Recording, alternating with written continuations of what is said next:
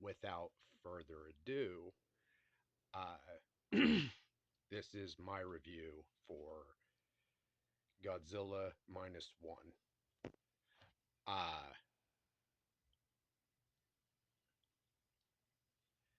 I really, really fucking loved this movie. In fact, I'm going to go ahead and tell you it's an automatic 9 out of 10 for me. Now, normally I save you know, my rating for at the end, but god fucking damn, this movie was that good. Now, without spoilers, I'm going to try to tell you why I gave this movie a 9 out of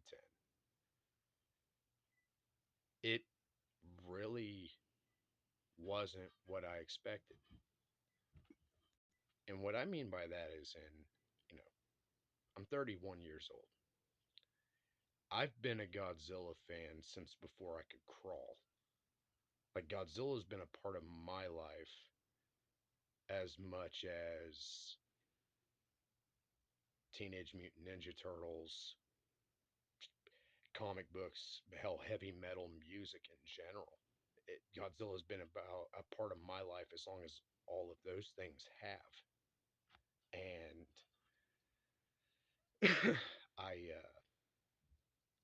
I, I literally own all the movies, with the exception of that, you know, Legend, well, that MonsterVerse show on Apple TV, Monarch Legacy of Monsters, I think it's called.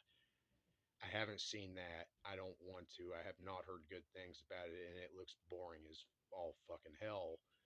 But other than that, I've consumed literally anything Godzilla for like the last 30 years. And most notably, this was my first Godzilla film from Toho, like the actual original Japanese studio.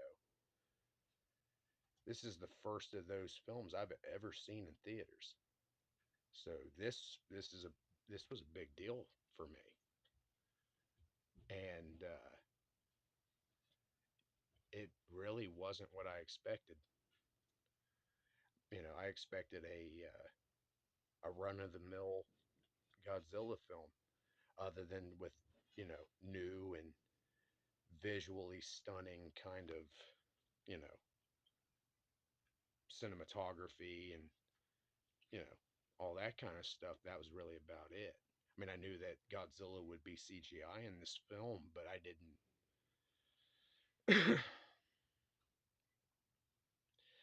Let me talk about the film itself from like a technical standpoint.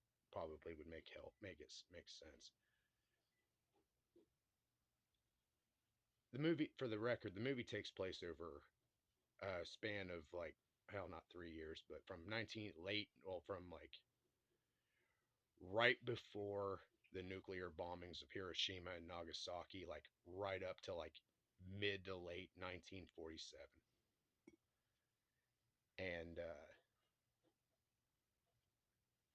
the sets and everything in this movie are gorgeous. Like, you really do buy that you are in post World War II Japan. And like, in a way, at times it's a little depressing, because if you see how bad the Japanese people, because of their government and their involvement in World War II and everything like that in the Pacific Theater, up to the bombings of, you know, the nuclear bombings, you see how bad these people got beaten down. But, you know, like the because a good portion of like the sets in this film look basically like you are live, like they keep you in such a view level that you literally feel like you are in the muck and ruins of what was once a hustling, bustling city. But of course, that's not what you guys want to. You want to hear me talk about. You want to hear me talk about the Godzilla stuff. You know, the monster shit. And holy shit! Woo! I, my eyes were glued to the fucking screen. Like they don't just like I'll explain get to him later, but like they really like the visuals of like some of the destruction and some of the battle scenes. Yeah, a lot of it's all CGI, but it's done so well that there are times that you forget that you're looking at what are effectively just computer rated pixels on a screen. Like the destruction, it's like I would best describe it as beautifully horrifying of how well it's fucking done. And it's just like it's one of those things that when like if you're a Godzilla fan, you know when shit's about to go down. But believe it or not, a lot of this stuff in the movie also takes place at sea. And the way that they do this narratively, one, there's a whole sequence in this film that you can clearly tell they borrowed it from Jaws, and you'll know it. But there's also another scene, and it's a little bit towards the end of the movie without spoiling it. I'm not going to tell you what happens, but when it happens, because a friend of mine got a hold of me who got to see the movie first, and he told me something happens, and when it does, it gets silent. Like the film completely cuts the audio. And it's done in such a way, he said, you're going to find yourself, he goes, you know, you've got a good crowd in the theater when you could probably, when it goes silent. Not just the movie, but the audience as well. And he wasn't lying because I knew that scene as soon as it came up. Like it got so quiet in that theater, you could have heard a pin drop from across the room. Like it was one of those hold your breath and clench your asshole kind of moments too. It was just like I didn't expect to see something like that in a Godzilla movie, but all right. And it's like I said, visually, this movie is beautiful. And now let's cut to the story. The story begins 1945. Like I said, it goes about 2.5 years or so. It starts off in like 1945, like right like August of 45, like right before the nuclear bombings, and then it wraps up around like well, it might be just 2 years, but like roughly around the same time in 1947. And for the record, the film does actually tie into the original 1954 film, because I when I had heard about that, I just thought to myself, I wonder how they do it. And if you know your history, especially your post World War II history, especially regarding Japanese politics, which weirdly enough I do, you understand why. Uh, I mean, without giving away any minor spoilers, uh, if you're coming in just for the Godzilla stuff, Godzilla only makes landfall like twice in the whole film. Uh, One is really the main part, and that actually has a really badass payoff. The other time, it's very short term. He's out in the countryside marching towards a city, but he gets diverted. I won't tell you what happens, but the story picks up with I'm not even going to try to pronounce his last name because it's like a paragraph long, but the character's first name is Koichi, and he's a kamikaze pilot who he pussed out, and you find out that where he was going would have actually turned the tide of the war. If he would have carried out his mission, Japan never would have gotten nuked. That's what you effectively find out. Uh, but he pussed out, and he gets to kind of come home and see the price of what he paid. Really, at the core of this story, which had like, okay,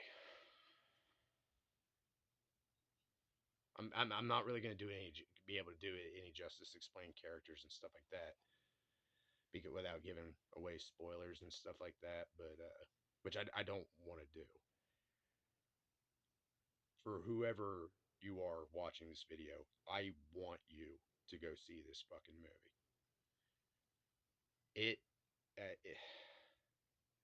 normally, and I say this as a Godzilla fan, Godzilla movies don't exactly have the best reputation when it gets to their human characters and their human stories, because a lot of the stories are really stupid, not particularly in depth, and a lot of the characters are usually very one dimensional,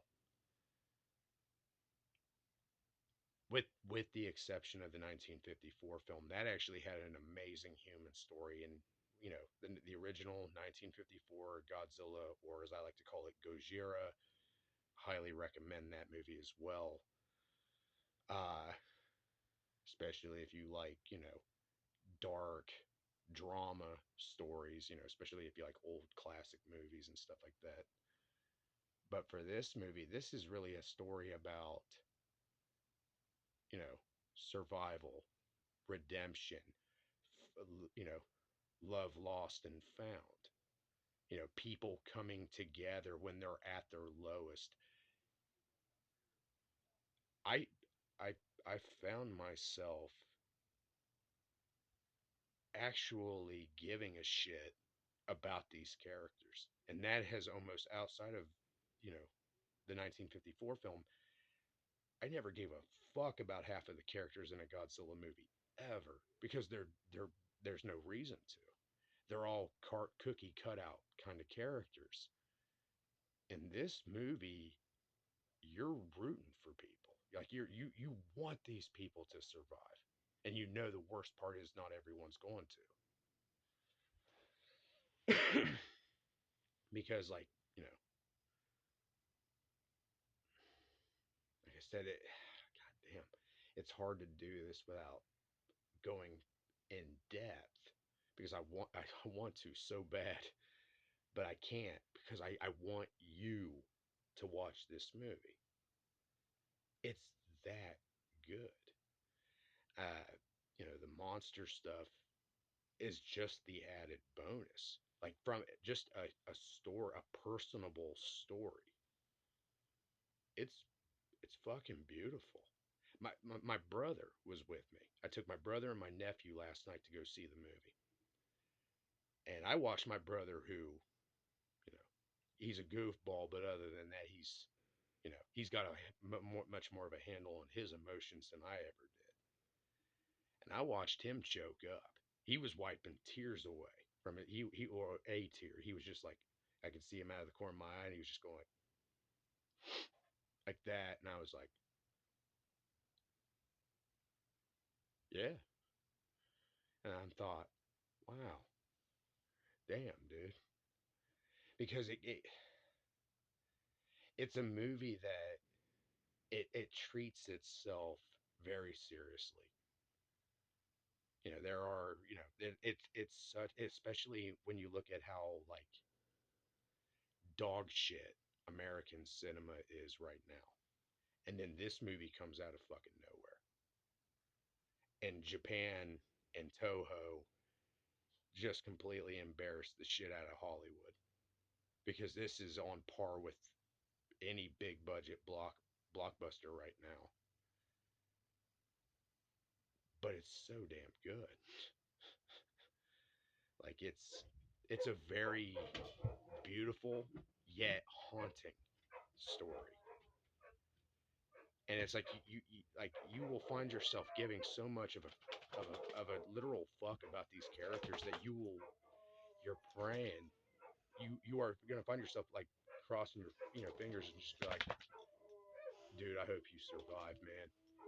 Like, but they're not going to, or at least some of them ain't. And they wrap it up in such a way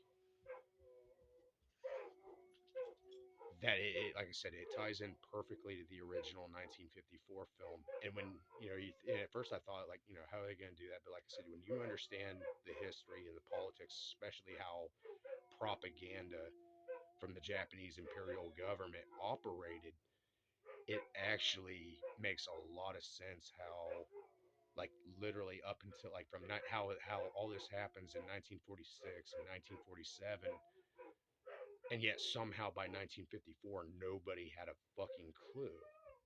And the movie does a really good job of explaining why. Sorry, I'm a little groggy today. Uh, but it's like it's very well done, and there's something in this for everybody. If you're someone who you like a good story, this movie is for you. If you like, action, this movie is for you.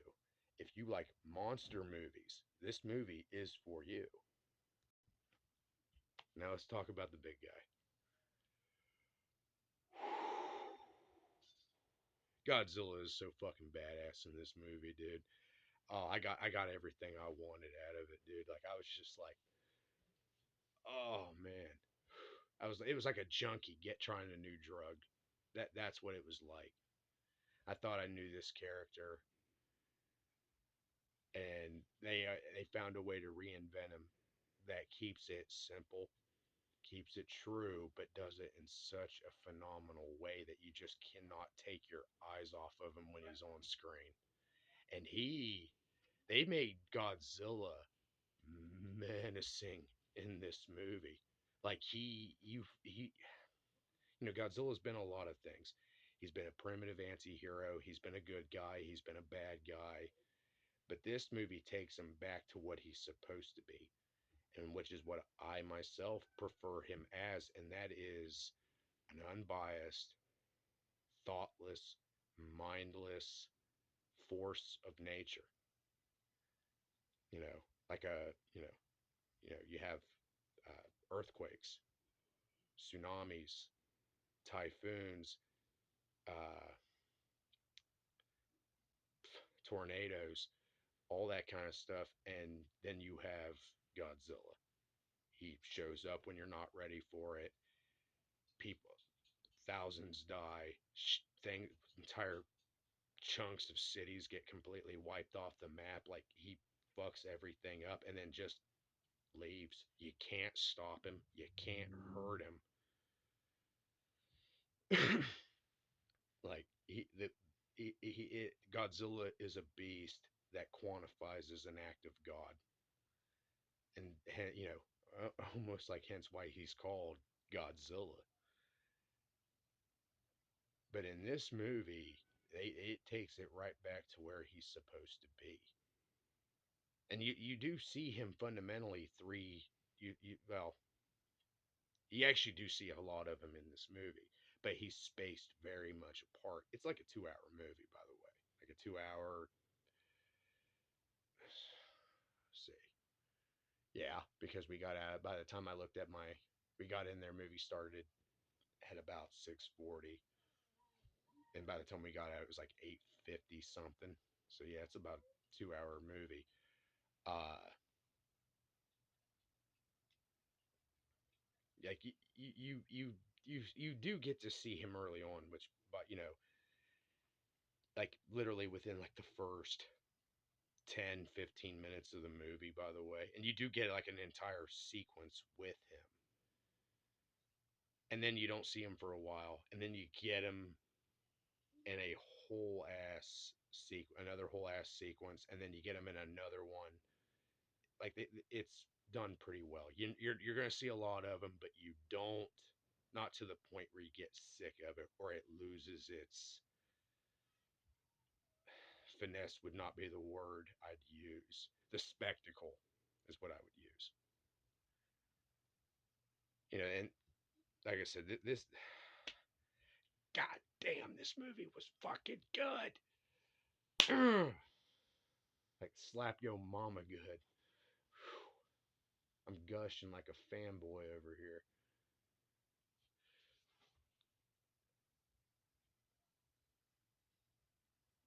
I, this is going to be, I want to go back and see it again. I want to. I almost never do that. And like I said, you do not have to be a Godzilla fan to watch this movie. In fact, even if you're not a fan, whether you're a fan or you're not, my recommendation, my rating, my recommendation stays the fucking same. 9 out of 10. Strongly recommend it. Go see it. Go watch it. And if you don't, this isn't a movie that you should wait on and wait till it comes out on, like, they release it on Redbox or on streaming services. No, like, go now. In fact, go see this on an IMAX screen or maybe a 4D. Well, if you've got a 4D theater near you, go see it on that. But like, go regardless. You have to see this movie in theaters. You have to do it. It's fucking amazing. And I may be a bad judge of character, but not for this movie. Uh, this movie had me and my brother and my nephew on our edge of our seats. It's there's something for everyone in this movie, and I think if you go see it, I think you'll like it. In fact, you may even love it. You know, you know, good entertainment deserves to be rewarded. Excellent entertainment deserves to be rewarded beyond measure, and this is a movie that deserves to be rewarded among this is a movie that deserves to be rewarded beyond all measure. And I'm going to honestly say I think this movie has what it takes to this movie will change things.